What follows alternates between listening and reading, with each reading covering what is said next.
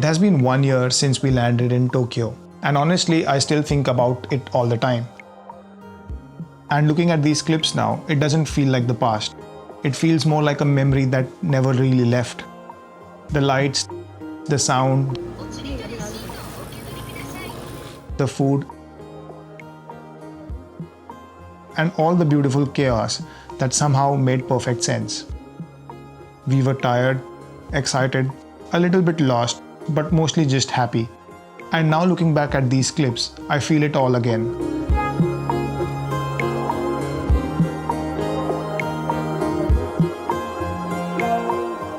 This is going to be my last video about Japan, but it is also going to be a big thank you to the city that stole my heart. So Tokyo was the last stop in our Japan trip. After Osaka and Kyoto, I thought I'd seen enough. But Tokyo was different. It didn't ease you in, it pulled you straight into it. The journey itself felt special. Sitting on the bullet train for the first time, I had only seen it in books, documentaries and videos. But just sitting inside one, feeling that smooth acceleration, that was something else. It feels futuristic and calm. Just silence, comfort and the world passing by outside.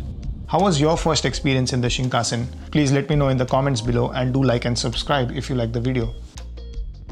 When we arrived in Tokyo, it hit instantly. The scale, the density, Tokyo felt like an organized chaos. And somehow it all made sense. Our Airbnb was tucked away near a quiet area in Chuo City, close to Hamacho train station. Because in Tokyo, that's all you need. Trains in Japan are everywhere. They are frequent, cheap, reliable, and as long as you are near a train station, Tokyo opens up completely. Do check out the link above if you're interested in understanding a bit around how the public transport system in Japan works. Right below our apartment was Arashio Beya, a sumo stable. This is where sumo wrestlers train every morning. After practice, just seeing these sumo wrestlers move around freely, it felt special. Our first evening in Tokyo, we went straight to Shibuya. Shibuya crossing was exactly how you imagine it, and somehow it still feels unreal. People waiting at the lights, crowd building up, cameras ready, and then green. Everyone moves at once. Footsteps everywhere, people running, laughing, weaving through each other, and trying to capture that perfect moment. It feels chaotic, but it is fun chaos. There's energy there, a kind of rush that you don't forget. Also, we saw the Hachiko statue, which was nearby, but it was under construction at that time. Later, we went up to Mag's Sky Bar, just to watch the crossing from above. Drinks weren't great, but the view didn't need anything else. The next day, we traveled out to Mount Fuji. Mount Fuji is about 2.5 hours away from Tokyo via bus. We first saw the Chureito pagoda, and it was busy. But once you catch that glimpse, everything fades. The late cherry blossoms were still there. Then we proceeded to Oshino villages. At Oshino villages, time felt slower again. Traditional houses, water flowing gently, tourists everywhere, and it was yet peaceful. Lake Kawaguchiko was where Mount Fuji truly revealed itself. Just the mountain, calm and powerful. Eating lavender ice cream and eating Fuji apple in front of Mount Fuji sounds small, but it is one of those small moments that will stay with me forever. Back in Tokyo, my body finally gave up. Too many steps, too much walking, so I rested and I missed Ginza. Something I'll go back for one day. What are your favorite spots in Ginza? Please let me know in the comments so I don't miss out on it the next time.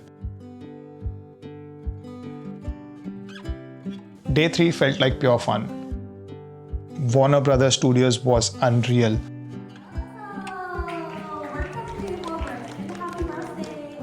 Walking through the sets of Harry Potter, seeing the props from every movie, places I grew up watching on screen, now right in front of me.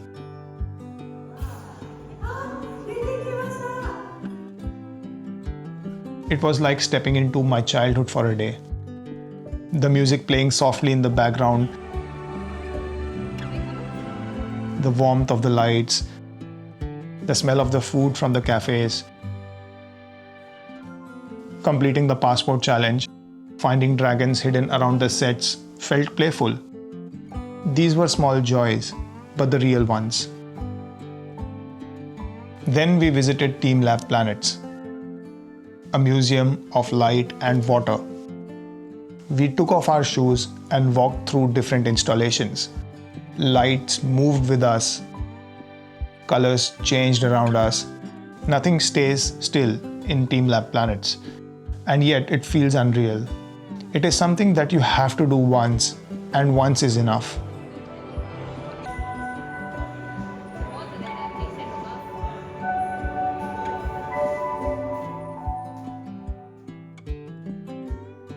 The next day was dedicated completely to Disneyland for my wife.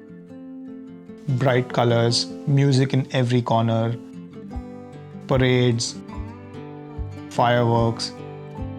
Yes, queues were long. Yes, it took a full day. But the atmosphere was great, joyful and well organized. And to me, it was worth it. Fireworks exploded above the castle at night. Music played in the background, and for a moment, the world felt lighter.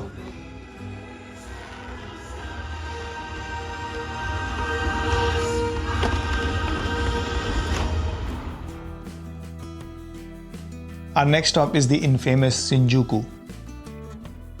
Endless shops, music spilling onto the streets, neon signs stacked upwards, Don Quixote, big camera, Muji stores. Time disappears in Shinjuku. Hours pass without realizing. Food is everywhere, choices are everywhere, and even things you never expected to see, you will find it in Shinjuku. Our final full day slowed everything down again. We rented yukatas near Sensō-ji temple. Later near Tokyo Skytree, we didn't make it to the sunset because we did not find any slots. But instead, a rainbow appeared. Bright, clear, and unexpected. It felt like a final goodbye from the city. At night, Sensō-ji changed completely. Quiet, peaceful, almost empty. The crowds gone, the noise gone. We tried our luck at the Omikuji and swiftly tied away bad fortunes, left them behind and walked slowly through the streets glowing under soft lights. Our last meal was simple: Coco curry, soba noodles, and some comfort food. And on our final morning, we packed up quietly and took the train to Haneda International Airport. And here we are, a year later, wrapping up this chapter of our Japan series. These sounds still return.